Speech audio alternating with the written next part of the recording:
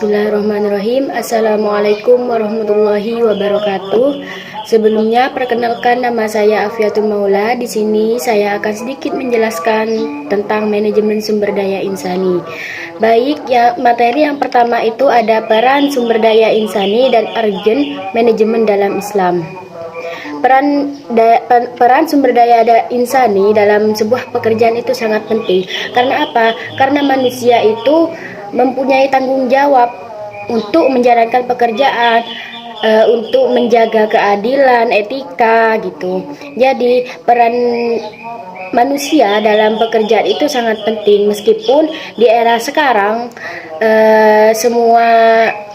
semua pekerjaan itu berhubungan dengan teknologi. Contohnya nih kayak di pabrik sekarang itu lebih banyak menggunakan mesin. Akan tetapi sumber daya insani itu masih tetap penting. Karena apa? Karena menjalankan mesin sendiri itu masih membutuhkan manusia untuk menjalankannya gitu. Untuk materi yang kedua itu adalah etos dan budaya kerja. Etos dan budaya kerja itu meliputi atau mencakup atau merujuk pada sikap, nilai, dan keyakinan yang dimiliki kita terhadap pekerjaan. Bagaimana cara kita melakukan pekerjaan, bagaimana kita memiliki rasa tanggung jawab terhadap pekerjaan. Ada beberapa aspek yang mencakup etos kerja. Yang pertama itu dedikasi dan komitmen. Dalam pekerjaan, komitmen itu sangat penting. Karena apa? Karena ketika kita mempunyai komitmen dengan rekan kerja kita, maka pekerjaan kita itu akan lancar. Karena seumpamanya ada sedikit masalah dengan pekerjaan kita bisa bertanya atau sharing-sharing kepada rekan kerja kita. Nah, karena itu komitmen itu sangat penting. Yang kedua itu mempunyai rasa tanggung jawab. Mempunyai rasa tanggung jawab itu sangat penting juga, karena kalau seumpamanya seorang karyawan tidak mempunyai rasa tanggung jawab terhadap pekerjaannya, maka pekerjaannya itu akan lalai, akan tertinggal gitu, karena dia tidak memiliki rasa tanggung jawab terhadap apa yang harus dia kerjakan. Yang ketiga itu kejujuran. Kejujuran itu sangat penting. Ketika kita melakukan pekerjaan dengan jujur, maka atasan atau rekan kerja kita, ataupun ketika kita menjadi atasan, bawahan kita itu akan percaya kepada kita. Nah, ketika kejujuran itu kita miliki, maka peluang untuk kita sukses itu lebih banyak. Yang keempat itu ada profesi dan profesional. Karena dalam pekerjaan itu harus profesional, meskipun kita memiliki masalah dengan rekan kerja kita, tapi masalah itu di luar pekerjaan gitu. Jadi tidak boleh dibawa-bawa ke dalam pekerjaan kita agar tidak menghambat pekerjaannya. Yang kelima itu ada inisiatif dan proaktif. Kenapa inisiatif dan proaktif itu termasuk hal yang penting dalam pekerjaan?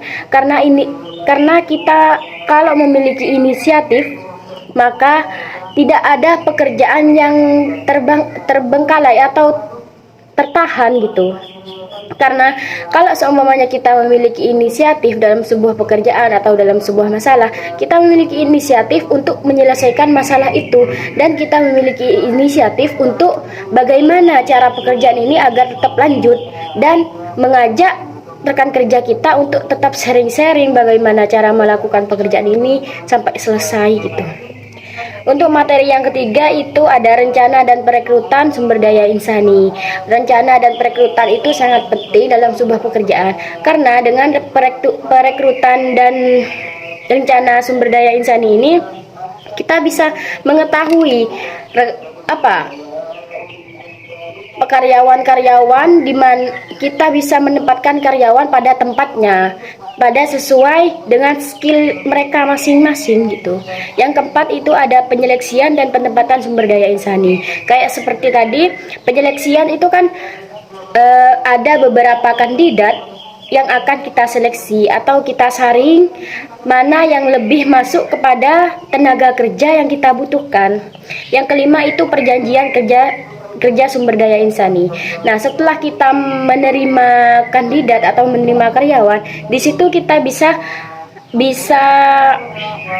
ada perjanjiannya gitu. kita bisa beritahu mereka bahwa gajinya itu berapa, kerjanya apa, dan lain sebagainya. Yang keenam itu mengelola dan mengembangkan karir sumber daya insani. Di dalam pekerjaan itu sangat penting bagi karir, yaitu ketika kita tetap tidak bisa mengembangkan usaha kita atau tenaga kerja kita, maka karir kita itu tetap ada di bawah. Nah, makanya mengembangkan karir itu sangat penting. Selanjutnya materi yang ketujuh yaitu penyesuaian dan peningkatan dan mutasi sumber daya insani. Yang mana penyesuaian dan peningkatan dan mutasi sumber daya insani ini yaitu memastikan bahwa karyawan dapat bekerja dengan efektif dan efisien yang sesuai dengan kebutuhan perusahaan. Ya, cara peningkatannya itu cara peningkatan efisien dan efektivitas dalam pekerjaan. Yang pertama itu mengadakan pelatihan dan pengembangan bagi karyawan. Contohnya nih, kayak karyawan baru itu memerlukan pelatihan terlebih dahulu dan pengembangan bagi karyawan yang sudah lumayan lama. Yang kedua itu pendidikan lanjutan. Yang ketiga ada workshop atau seminar. Mengadakan seminar itu bertujuan supaya karyawan lebih luas pengetahuannya dari sebelumnya. Yang materi yang kedelapan itu adalah kompensasi atau gaji.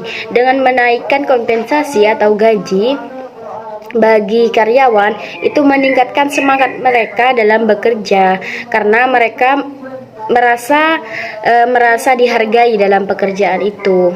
Yang materi yang kesembilan itu ada evaluasi dan kinerja dan di PHK. Yang mana dengan adanya evaluasi kinerja dan PHK, maka karyawan itu akan bersungguh-sungguh, tidak bertele-tele dalam pekerjaan. Karena kalau seumpamanya tidak ada evaluasi, karyawan itu akan merasa menyepelekan pekerjaan itu karena tidak ada evaluasi dari atasan. Dan di PHK jika tidak memenuhi syarat atau pekerjaannya yang ditinggalkan atau dilalaikan. Yang materi yang ke-10 itu ada sistem informasi manajemen sumber daya insani. Itu bertujuan untuk meningkatkan efisiensi dan efektivitas perusahaan. Contohnya menyimpan data karyawan. Jadi dengan adanya informasi manajemen sumber daya insani ini agar karyawan tidak sembarangan dalam menggunakan data-data milik orang lain ataupun yang lainnya. Materi yang ke-12 itu ada pengelolaan manajemen sumber daya insani dengan sistem informasi manajemen, yaitu hal ini bertujuan untuk yang pertama itu informasi karyawan, yang kedua mengoptimalkan operasional sumber daya manusianya, yang ketiga itu mendukung pengambilan keputusan strategi. Jadi bagaimana latar belakangnya karyawan itu, bagaimana dia dulunya gitu. Jadi dengan adanya manajemen sumber daya insani ini atau informasi pada karyawan akan berpengaruh dalam pengambilan keputusan, kinerja, atau strategi dalam perusahaan. Materi yang ke-12 itu ada pengintegrasian dan pemeliharaan karyawan, yang mana seorang atasan atau senior akan berusaha untuk mempertahankan karyawan-karyawan yang lumayan bagus kinerjanya. Karena apa? Karena dengan adanya karyawan yang semangatnya tetap ada ataupun tetap semangat dalam pekerjaan, maka pekerjaan atau perusahaan itu akan sedikit maju atau bahkan maju lebih pesat dari sebelumnya gitu. Jadi dari 12 materi ini dapat saya simpulkan bahwa semua materi ini bersangkut pautan dalam pekerjaan, bagaimana penerimaan karyawan, bagaimana seorang atasan atau bawahan ataupun senior dalam menghadapi masalah dalam pekerjaan gitu. Mungkin cukup ini saja yang dapat saya sampaikan, kurang lebihnya mohon maaf. Wassalamualaikum warahmatullahi wabarakatuh.